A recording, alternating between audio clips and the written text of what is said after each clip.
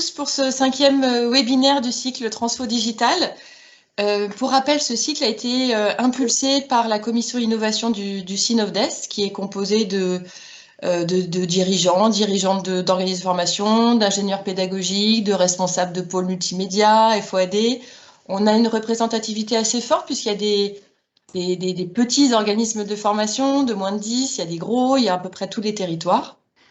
Et donc, les intervenants qui viennent témoigner de leurs expériences, puisque c'est le choix qu'on a fait, voilà, sont tous membres de cette commission. Donc, le principe, c'est bien ça, c'est de partager leurs expériences, leurs erreurs, leurs réussites avec vous. On a comme sujet du jour, comment identifier les formations et la digitaliser. Et ce sont Delphine Sudre et Yves Mesplé qui sont les intervenants du jour. Je voulais juste rappeler rapidement, avant de leur laisser la parole, les quelques règles. On est très nombreux, donc on est obligé de couper vos micros.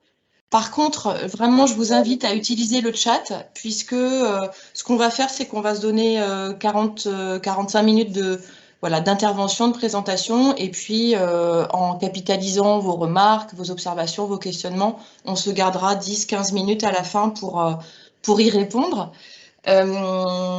Autre information importante, le webinaire est enregistré. Voilà. Donc, je vous laisse tout de suite la parole, Delphine et Yves. Bonjour à tous, donc Delphine Sudre, donc moi je suis chargée d'ingénierie et d'innovation à l'IFRA. L'IFRA, c'est un organisme de formation qui fait partie de Léo Lagrange Formation, donc c'est un des 7 instituts de Léo Lagrange Formation. On a à peu près 400 salariés et on est déployé sur la région Auvergne-Rhône-Alpes.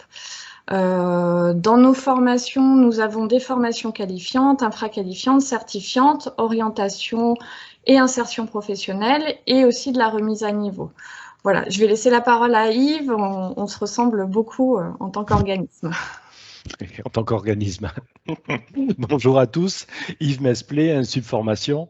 Donc l'Insup, nous sommes un organisme de formation également régional. Donc nous, on est sur la région de Nouvelle-Aquitaine et un tout petit peu en pays de la Loire, mais c'est vraiment marginal. On intervient donc comme l'IFRA sur les domaines du qualifiant, de l'infraqualifiant, des formations certifiantes, orientation, insertion professionnelle et même socialisation pour les publics les plus éloignés de l'emploi et la remise à niveau. Donc dans la remise à niveau, on a inclus, et c'est pareil pour Delphine, des parcours FLE, des parcours illettrisme, etc. On a mis large dans le thème. Voilà pour une présentation rapide. Sur la diapo. Ça rentrait pas. C'est ça. Alors, du coup, avant de vous expliquer en fait 4 grandes parties pour identifier les formations que vous avez à digitaliser, il y a d'abord quelques questions à se poser. Et la première de ces questions, c'est pourquoi je veux digitaliser. En fait, si vous souhaitez digitaliser, c'est que vous en ressentez un besoin. Alors, ce besoin, il peut prendre plein de formes multiples et je ne vais pas rentrer dans les détails. Mais ce qu'il ne faut pas perdre de vue, c'est que la digitalisation va vous permettre de varier les modalités et du coup d'offrir à vos apprenants ainsi qu'à vos formateurs un nouveau champ des possibles. La deuxième question, c'est quel type de digitalisation? Alors en fait, il y a un grand nombre de digitalisations, du 100% distanciel, du présentiel enrichi, des parcours hybrides, de la réalité virtuelle ou même de la vidéo interactive. Vraiment, les possibilités sont quasiment infinies. Mais ce n'est pas du tout la même chose de construire tout un parcours de formation de A à Z que de simplement ajouter quelques activités en ligne dans un présentiel que vous auriez déjà éprouvé. Et si je peux me permettre un conseil, si vous commencez et que vous n'avez pas l'expertise et très peu de moyens, et on va en parler aussi par la suite, commencez vraiment petit. La troisième question, c'est avec quelle équipe? Parce qu'en fait, il s'agit vraiment d'une équipe. On ne peut pas digitaliser tout seul derrière son écran, c'est un mythe, ça n'existe pas. Il faut au minimum être 2. En fait, il faut au moins un concepteur pédagogique qui va transformer un contenu en version digitale et un expert métier qui va vous apporter ce contenu. Cette équipe, selon vos moyens, effectivement, après, elle peut être beaucoup plus importante. Elle peut s'enrichir d'un graphiste, d'un développeur, d'un support technique, etc. Mais il faut, à la base, vraiment, j'insiste, au minimum être 2. Et la dernière question, ce serait pour quel type de public? Et alors là, j'ai envie de vous dire, en fait, pour tous les publics, sans exception, même les plus éloignés du digital, oui, je vous assure. En fait, l'important, ce n'est pas le public, l'important, c'est le contenu que vous allez adapter au type de public. Par exemple, à l'IFRA, nous, on a monté une application qui s'appelle Compétences Plus. Donc, en fait, c'est une application d'évaluation de la langue française, une application d'évaluation à l'entrée, en fait, en formation pour les Français langue étrangère.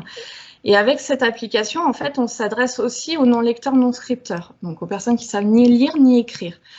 Et pour y arriver, pour mettre en place des activités qui leur parleront également, en fait, on a décidé de faire ça via l'oralité.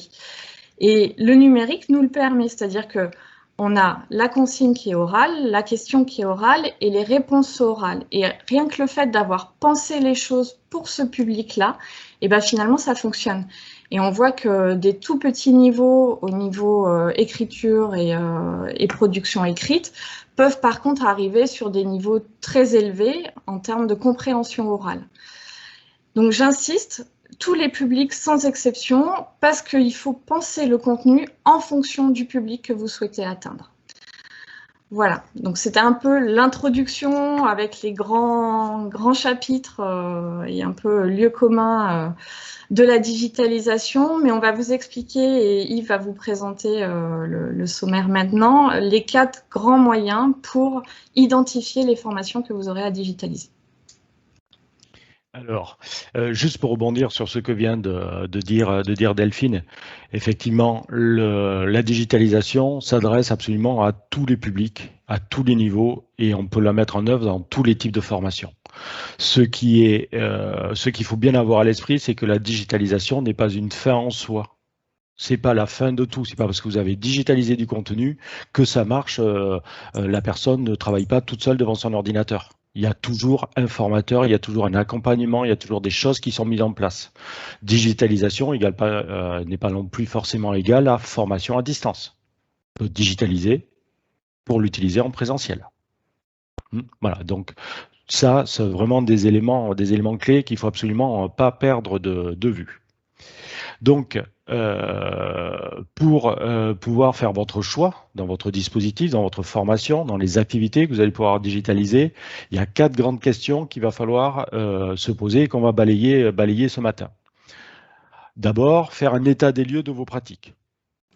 Qu'est-ce que vous avez, de quoi vous disposez, qu'est-ce qui fonctionne déjà chez vous ou pas. Ensuite, de quels moyens humains vous disposez et de quoi vous allez avoir besoin, parce que pas oublier que l'humain, on va y revenir très très souvent, mais il est au centre de tout. Quels sont les moyens techniques dont vous disposez et quels sont ceux dont vous pourriez avoir besoin, et de quels moyens temporels vous disposez. Quel est le temps que vous avez à votre disposition pour mettre en place votre projet de digitalisation. Bien entendu, ces 4 éléments-là sont tous reliés, je dirais, par un fil rouge. Enfin, c'est même plus un fil rouge, c'est un énorme fil. C'est les moyens financiers. Mais ils impactent à tous les niveaux, sur l'humain, sur la technique et sur le temps.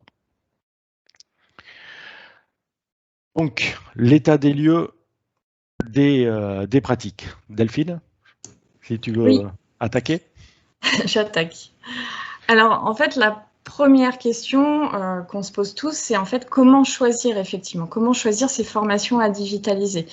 Et mon conseil, ce serait tout d'abord de rester tout à fait pragmatique. C'est-à-dire qu'on ne va pas aller choisir des formations qui vont faire l'objet que d'une session. Ça n'a aucun intérêt. Vous allez passer beaucoup de temps à construire une chose que vous allez éprouver qu'une seule fois. Donc en fait, il faut vraiment choisir des formations qui tournent régulièrement chez vous. Des formations qui sont donc nécessairement et logiquement des formations qui tournent le plus dans votre organisme. Ce sera aussi, du coup, les formations où vous aurez le plus grand nombre de ressources, aussi bien humaines que pédagogiques.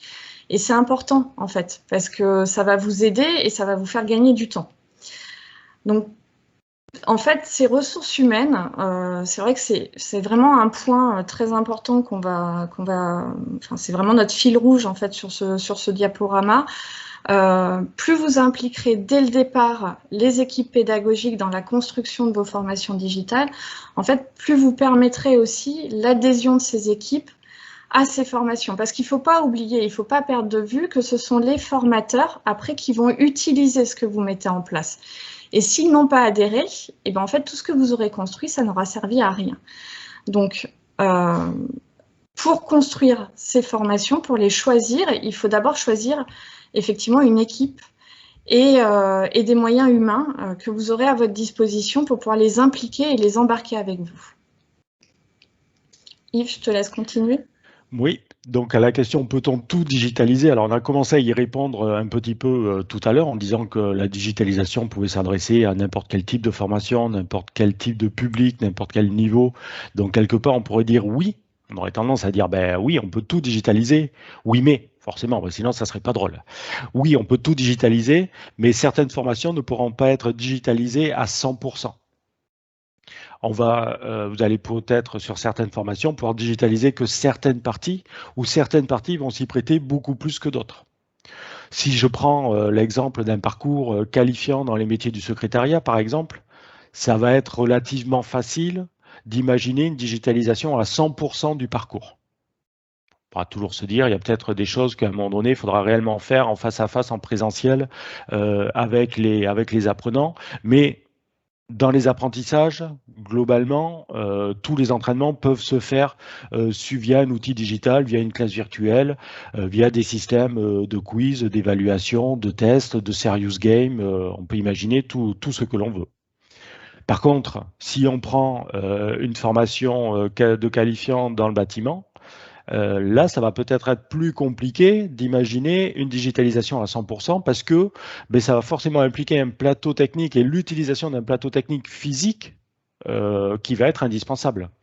On ne pourra pas, même avec un simulateur en réalité augmentée, en réalité virtuelle ou tout ce que vous voulez, à un moment donné, pour faire du béton, il va falloir prendre une pelle, un sac de ciment, du sable, de l'eau et y aller parce que sinon, on n'aura jamais le ressenti réel.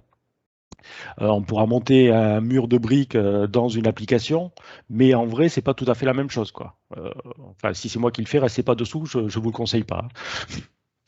Donc oui, on peut tout digitaliser à condition de bien choisir les parties du dispositif qui vont être digitalisées. Ça peut être de l'accompagnement à la TRE, ça peut être des choses comme ça, des choses faciles à mettre en place, des apprentissages théoriques, de l'évaluation. Voilà, il y a des choses qui vont pouvoir se faire facilement. Mais dans son intégralité, non. Et quand on dit digitaliser une formation, c'est pas effectivement, c'est pas toujours l'intégralité du dispositif. Ça ne peut être que certaines parties, que certaines activités à l'intérieur d'un contenu aussi, avoir tout ce que vous voulez. Et qu'est-ce que vous avez imaginé derrière comme mise en place de votre dispositif? Est-ce que vous avez imaginé un dispositif qui va être sur un parcours, alors on ne va pas parler du 100% distance, mais sur un parcours mixte, un parcours hybride, mélangeant présentiel et distanciel, ou est-ce que vous êtes sur un parcours essentiellement à 95% sur du présentiel et vous voulez digitaliser des activités à l'intérieur de manière à dynamiser la mise en œuvre, avoir des choses plus interactives, plus ludiques pour accrocher un public qui pourrait avoir du mal à le faire.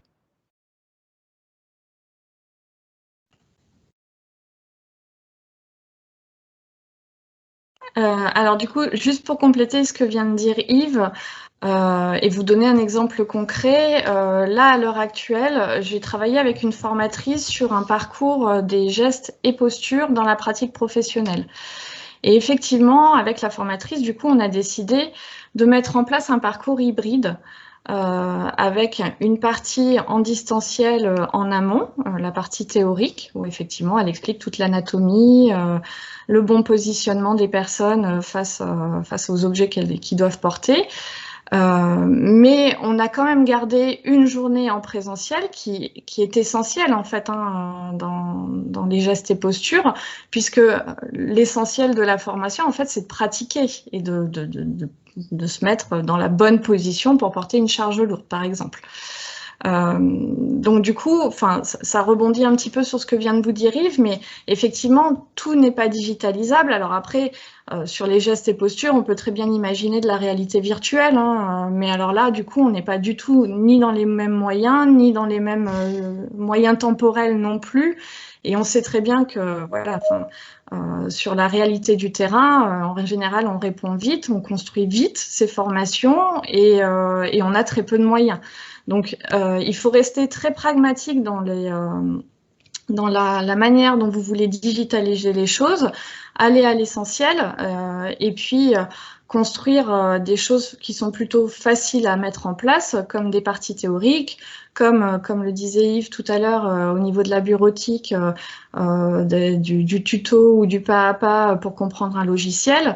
Ça, c'est des choses qui sont faciles à mettre en place en termes de digitalisation. Et garder ce qui n'est pas évident ou ce qui demanderait trop de moyens en présentiel. Ça ne veut pas dire que votre formation ne sera pas digitalisée, ce sera un parcours hybride. Pour illustrer, on pourrait prendre ce petit exemple de parcours hybride qui a été créé, qui a été mis en place. Alors, on est sur une formation qui est quand même relativement courte, mais ça pourrait se décliner sur n'importe quel type de dispositif. Ou à l'entrée du parcours, donc il va y avoir un webinaire, une petite visio en ligne d'explication, d'organisation de la formation avec tous les participants. En amont, bien entendu, tout le monde a reçu par mail les informations, les codes de connexion. Et encore plus en amont, l'information a été passée auprès des publics sur l'organisation générale du dispositif. Tout à l'heure, Delphine vous disait qu'il était important d'embarquer avec vous dès le début, dès la conception, dès la première phase de réflexion, l'équipe pédagogique pour qu'ils adhèrent complètement au projet. Pas oublier non plus vos clients finaux, qui eux aussi, ça va être important de communiquer rapidement avec eux et qui découvrent pas les modalités de mise en œuvre du parcours le jour J. C'est important de les faire adhérer bien en amont, avant qu'ils signent le devis, presque j'aurais tendance à dire, qu'ils aient bien conscience de comment vous allez organiser ça. Il faut que ça fonctionne auprès de tout le monde. C'est pas parce qu'on a le contenu le plus joli, le mieux designé, le plus effet waouh que tout le monde va y adhérer à 100% tout seul. Ça, c'est pas vrai, ça marche pas quoi. L'effet waouh, il fait plouf très vite. Donc là, dans le parcours, suite au webinaire, va y avoir donc des temps où tout le monde va être à distance, connecté sur une plateforme pour suivre des apprentissages théoriques et un premier niveau et venir vérifier un premier niveau d'acquis et de connaissances. Et durant tout ce temps de parcours en ligne, bien entendu, il y a un accompagnement, il y a un tutorat synchrone ou asynchrone qui est mis en place de manière à accompagner tous les bénéficiaires.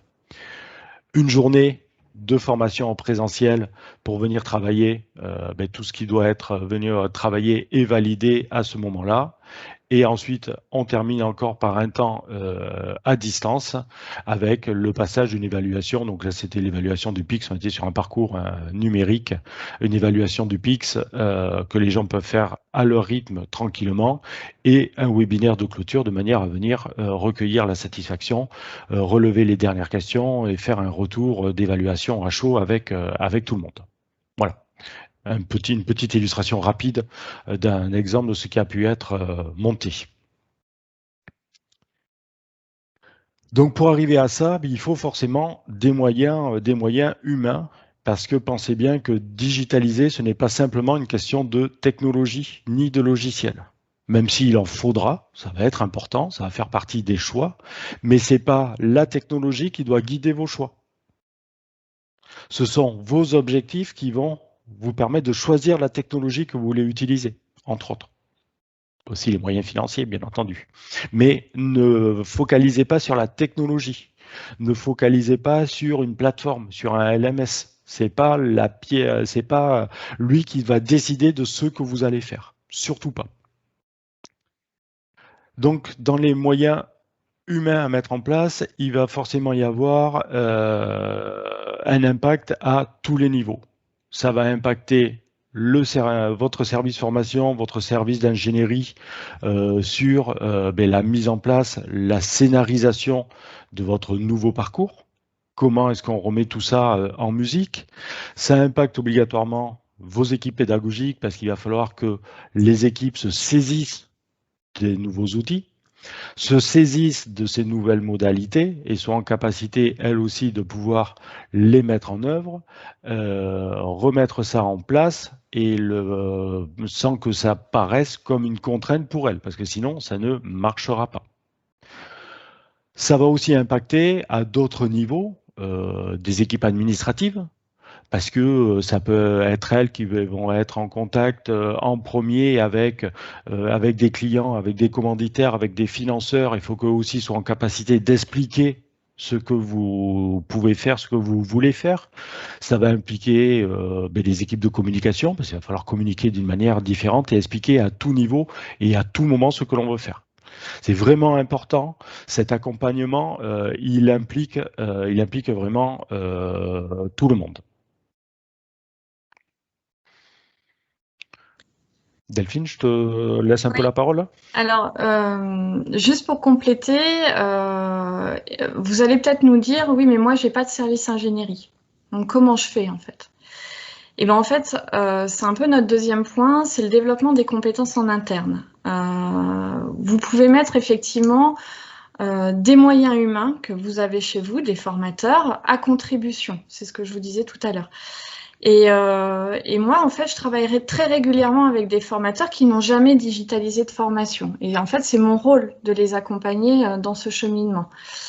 Et ça se fait en 4 étapes. Donc, en fait, première étape, on balaye d'abord un contenu ensemble et on détermine les objectifs pédagogiques et les messages clés à faire passer, en fait, comme une sorte de sommaire. C'est ce que vous disiez, Yves, en fait, hein, il ne faut pas du tout vous attaquer, prioriser la technicité, le logiciel ou même la plateforme LMS. La première chose à penser, en fait, c'est déterminer vos objectifs pédagogiques.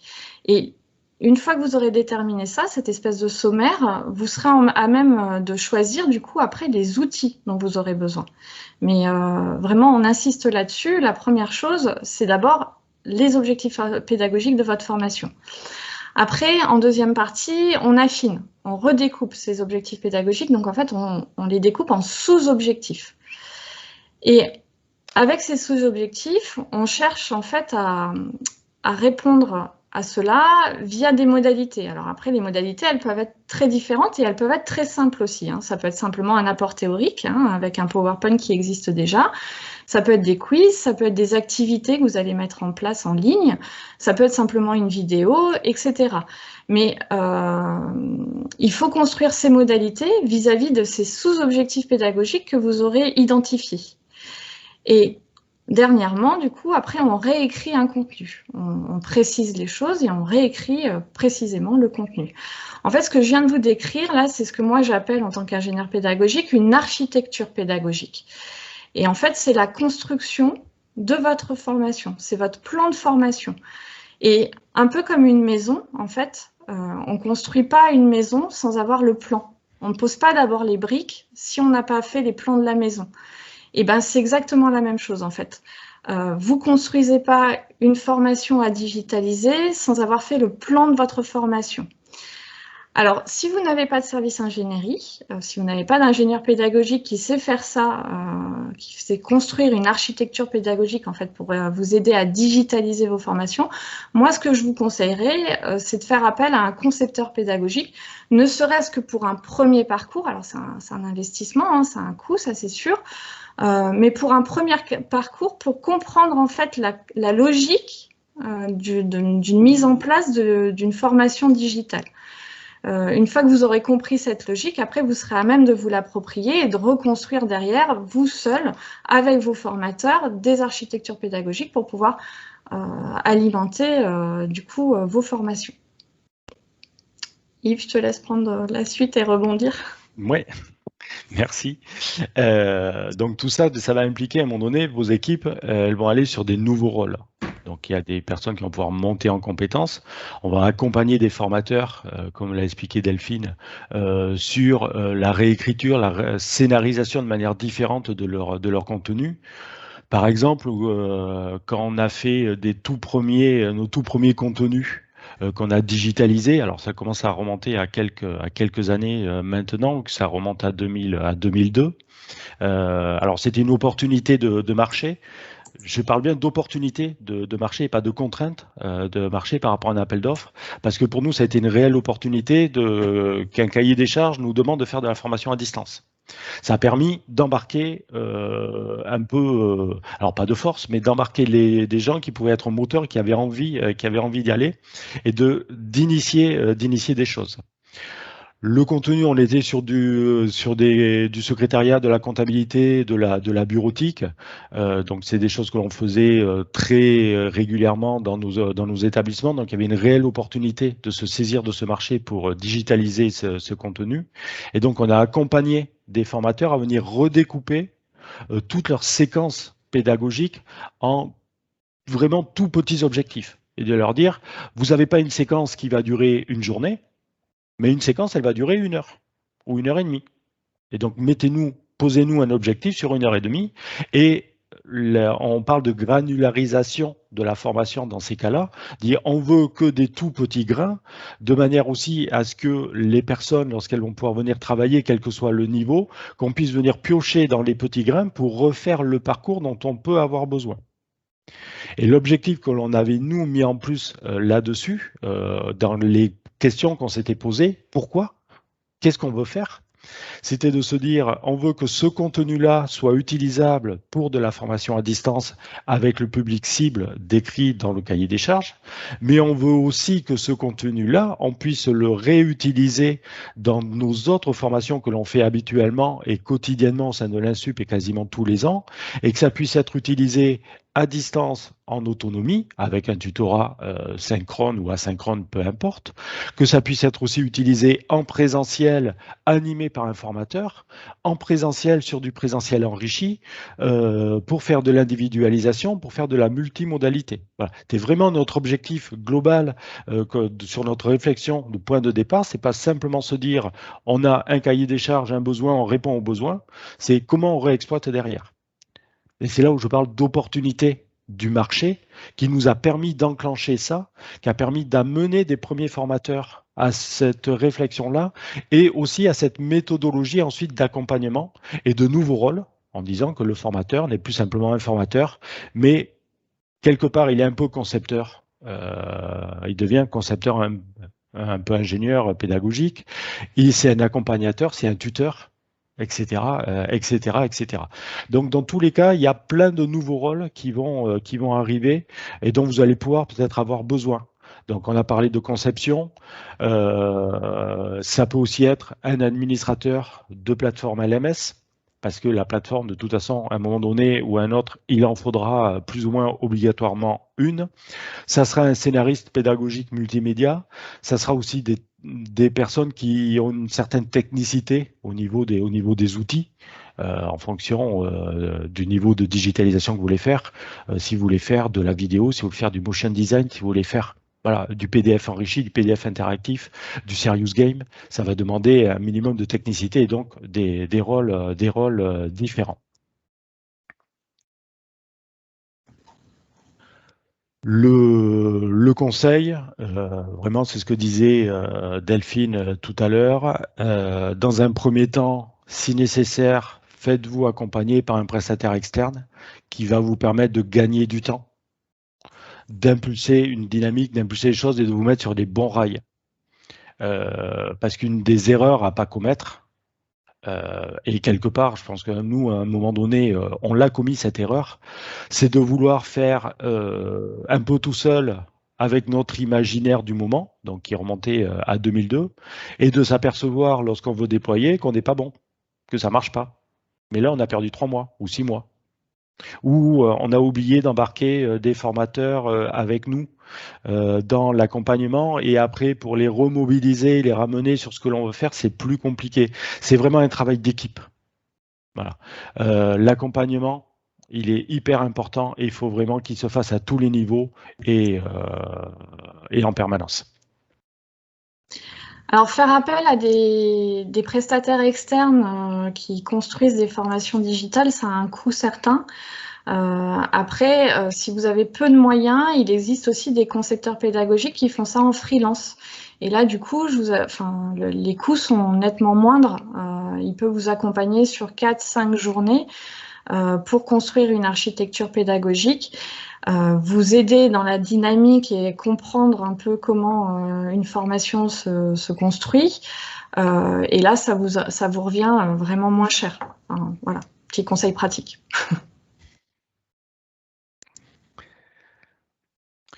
Ensuite, on va avoir donc les moyens techniques et puis financiers, parce que quand même, à un moment donné, il va en falloir. C'est clair que tout est lié.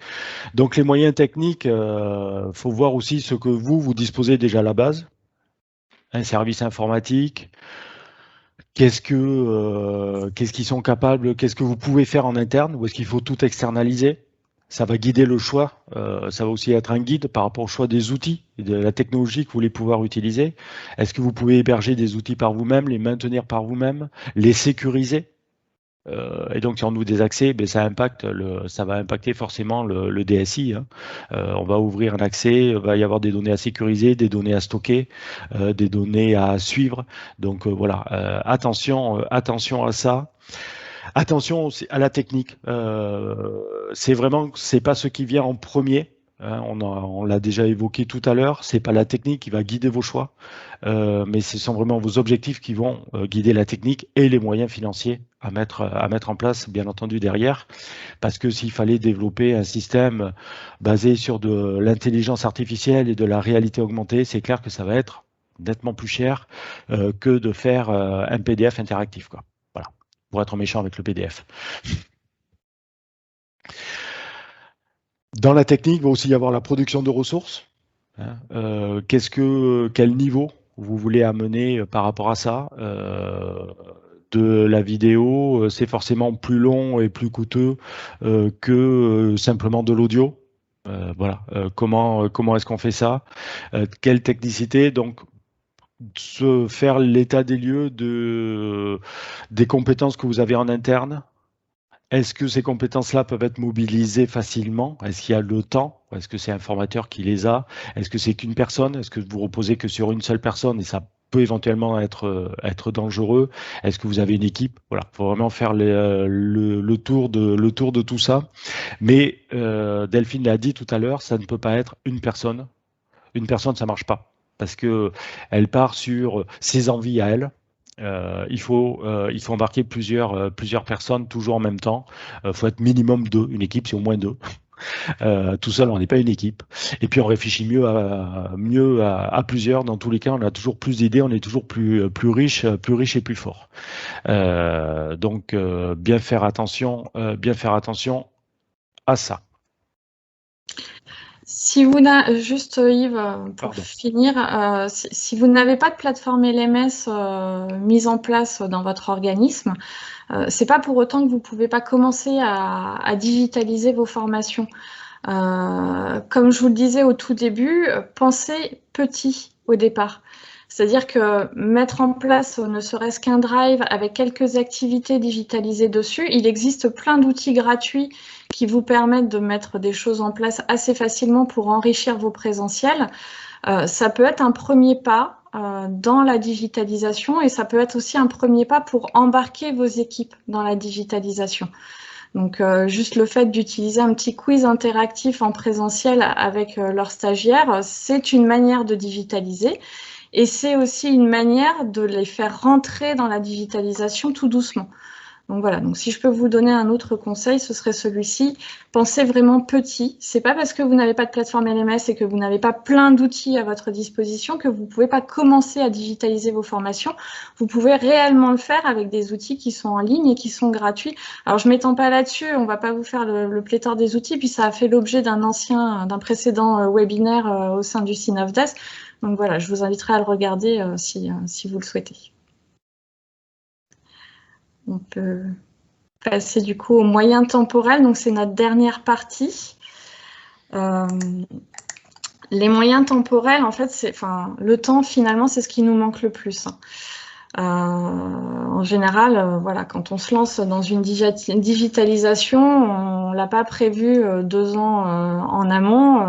On est assez pressé dans le temps en fait pour produire ces ressources.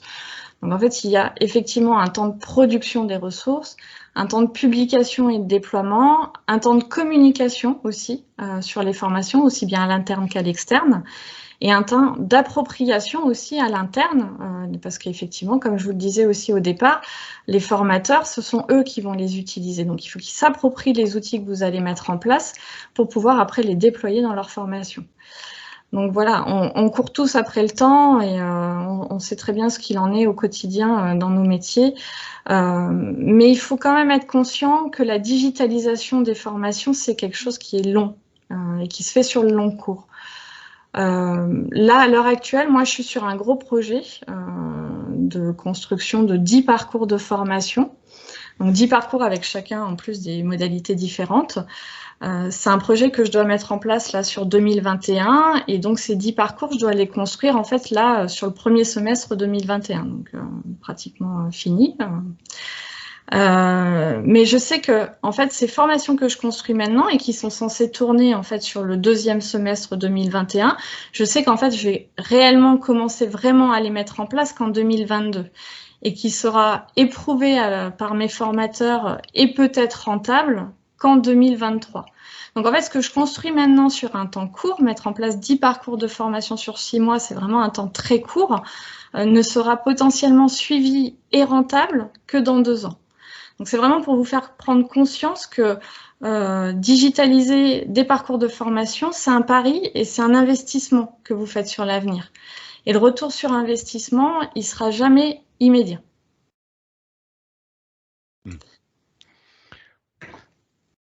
Ça, c'est vrai que c'est un point important. Le retour sur investissement, c'est difficile de le mesurer réellement. C'est un peu comme lorsqu'on a équipé nos salles de formation avec des vidéoprojecteurs. Est-ce que l'investissement en vidéoprojecteur, il y a un retour sur investissement dessus? Est-ce qu'à un moment donné, il est rentable? Non, mais il est peut-être indispensable. Et le fait, au jour d'aujourd'hui, d'aller vers de la digitalisation, ça va devenir ou ça devient de plus en plus indispensable. Alors, il y a des contraintes sanitaires, on vient de les vivre, on va pas s'étendre dessus parce qu'on veut plus en parler. On espère que c'est terminé, mais c'est une modalité qui, dans tous les cas, va s'étendre de plus en plus. On va être contraint d'y aller de plus en plus. Le tout, c'est de pas forcément y aller parce que les autres y vont. C'est y aller avec vos propres objectifs à vous. Qu'est-ce que vous voulez faire par rapport à vos clients, par rapport à vos formations. Voilà, c'est bien faire les bons choix autour de ça. C'est nous qui sommes au milieu de notre dispositif. C'est pas les autres qui doivent nous guider dans nos choix. Donc ce retour sur investissement, effectivement, des fois il est pas là dans l'immédiat, mais vu qu'on a dit qu'on allait choisir principalement ce qu'on va digitaliser par rapport à des formations que l'on met en œuvre régulièrement et qui tournent régulièrement et qui sont plutôt sur du long terme, donc le retour sur investissement, c'est l'économie de temps, de préparation pour les formateurs qui vont pouvoir avoir à faire. Des choses qui sont éprouvées, qui sont mises en place, qui tournent, qui roulent, une satisfaction client aussi qui va être peut-être plus forte parce que voilà, il y a des choses un processus d'amélioration continue dessus. Donc il y a tout un tas de choses. Dans les moyens temporels aussi, une chose à faire attention. Alors il y a le temps disponible pour produire de la ressource, mais en amont, pensez aussi au temps. Ne l'oubliez pas. Parce que celui-là, on l'oublie quand même des fois trop souvent, au temps de mise à jour de la ressource. Parce qu'au début, on part sur une idée qui a l'air absolument géniale. Oui, on va faire de la vidéo interactive, on va faire un super truc, mais dans 6 mois, le référentiel change. Comment on met à jour la ressource? Est-ce que vous avez les moyens de la mettre à jour? Est-ce que vous avez le temps de la mettre à jour? Parce que si c'est produire un super truc pour que dans 6 mois, ce soit plus utilisable parce que c'est plus à jour et que techniquement en interne, vous n'avez pas les moyens de le faire ou financièrement, vous n'avez plus les moyens de le faire, c'est compliqué. On a vu combien de ressources en Flash disparaître en début d'année parce que les organismes n'avaient pas les moyens de mettre à jour la ressource Flash. Flash étant une technologie qui a été abandonnée par le web, voilà. Même si c'était annoncé depuis longtemps, mais il y a quand même énormément de ressources qui a disparu au 1er janvier. Donc attention aussi dans le temps à prendre en compte, il y a le temps immédiat et il y a le temps de mise à jour, le temps de maintenance de votre outil, des ressources que vous allez construire. Et celui-là, souvent, on l'oublie. Et je vous assure qu'il ne faut pas l'oublier. Nous, on l'a oublié parfois. Et on s'est fait avoir. Un autre point où on a pêché aussi bien moi que Yves, c'est dans le temps d'appropriation en interne, c'est dans le temps d'accompagnement en fait des équipes. C'est vraiment, alors on a insisté là-dessus tout au long de ce webinaire, mais cet accompagnement, il est vraiment essentiel parce qu'en fait, si vos formateurs ne prennent pas en main les formations que vous construisez, en fait, vous les avez vraiment construites pour rien. Donc, il faut vraiment accompagner ces formateurs et prendre le temps de le faire. Et nous, c'est vraiment, voilà, on est encore en train d'expérimenter parce que effectivement, on se rend compte que l'appropriation, c'est vraiment pas quelque chose d'évident. Même si on a bien pensé nos formations, même si elles sont jolies, même si on a tout fait comme il faut et qu'on a tout mis en place, c'est pas forcément pour ça que du coup les formateurs vont y aller et vont s'approprier les choses. Donc vraiment penser à ce temps d'accompagnement, ce temps d'implication des équipes dans la digitalisation de vos formations, parce que c'est vraiment un des points les plus importants.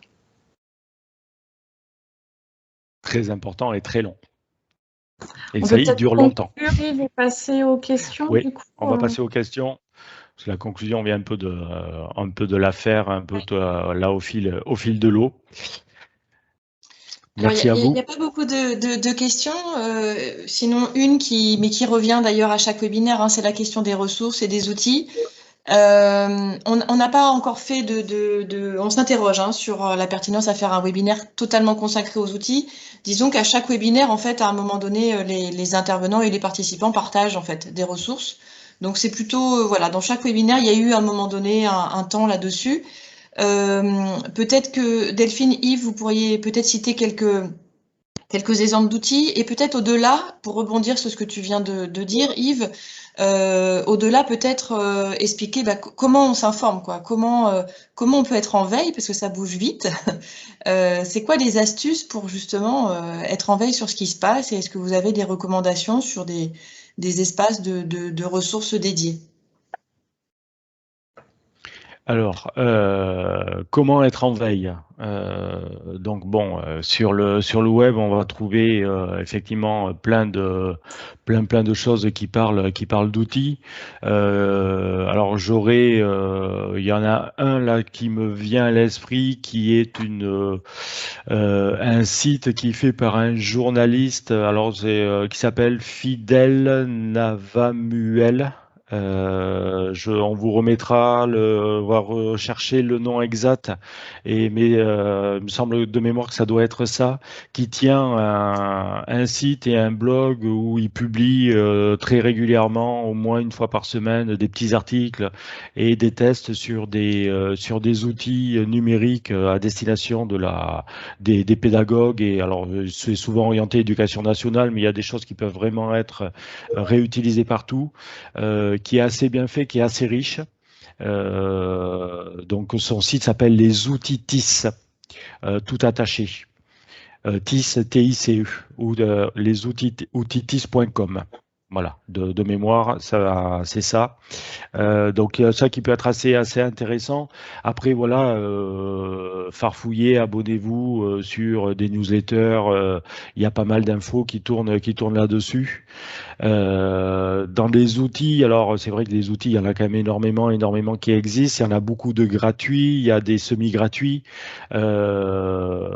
Rapidement, si je pense à Geniali, qui est un outil qui va vous permettre de créer du contenu, faire de la ressource interactive, qui est très simple de prise en main, qui est un freeware, donc en partie gratuit, en partie payant.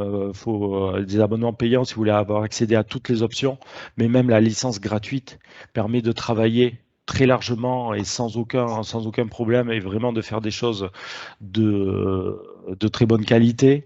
Je pense peut-être à Canva, même qui peut vous permettre de produire du contenu, alors là qui va pas être interactif, mais de la ressource graphique avec des banques d'images, des banques de pictos, des templates, des modèles à réutiliser pour vos supports de communication, supports d'apprentissage, supports de cours, qui va vraiment être très riche. Il y a Kahoot, il y a Klaxoon pour les gros leaders du marché, ceux dont on parle beaucoup actuellement.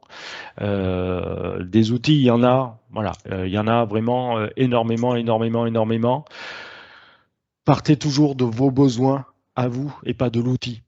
On a trop vu d'organismes qui ont dépensé des sommes plus ou moins astronomiques dans des outils et qui n'étaient pas utilisés par la suite parce que l'outil ne répondait pas aux besoins.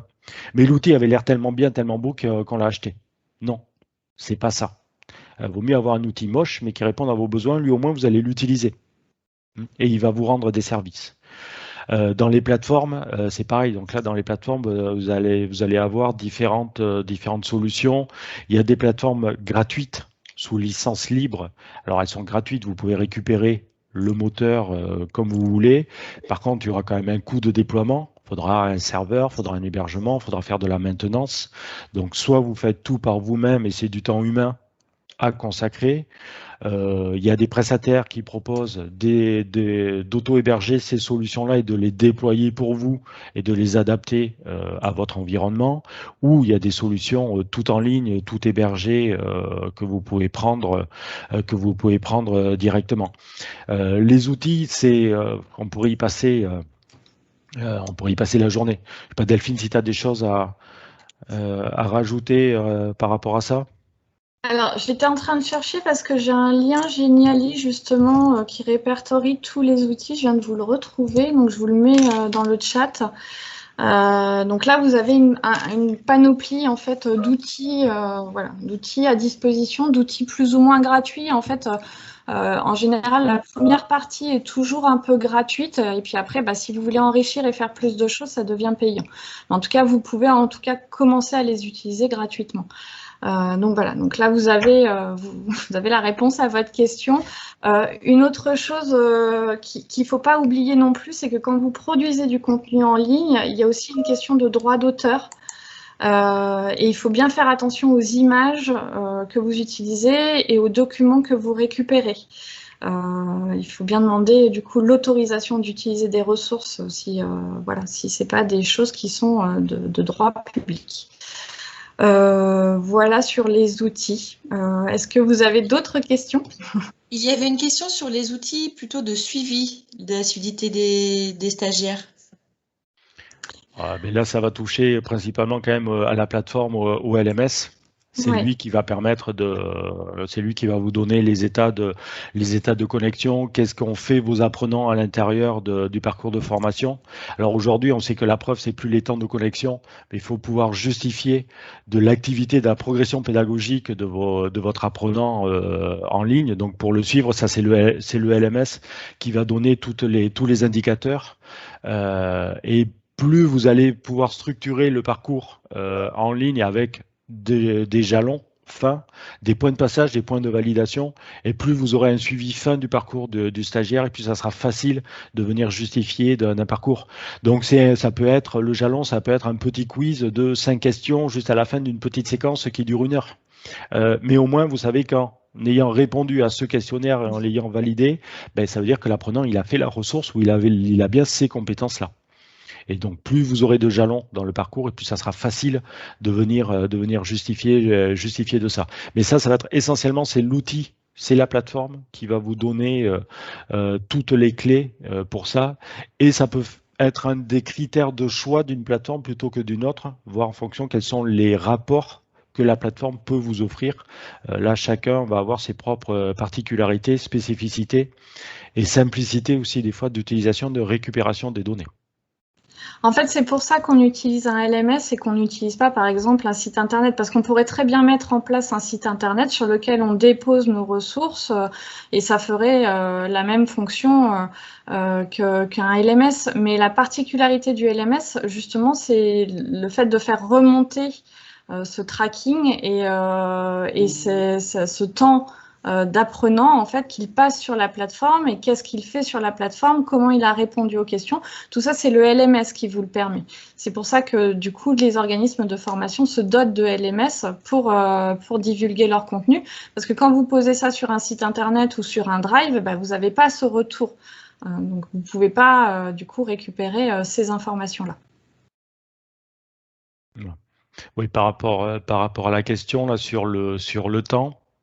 Donc aujourd'hui, on justifie pas du temps passé par un apprenant en ligne pour travailler, mais il faut pouvoir prouver de la progression et de l'activité pédagogique.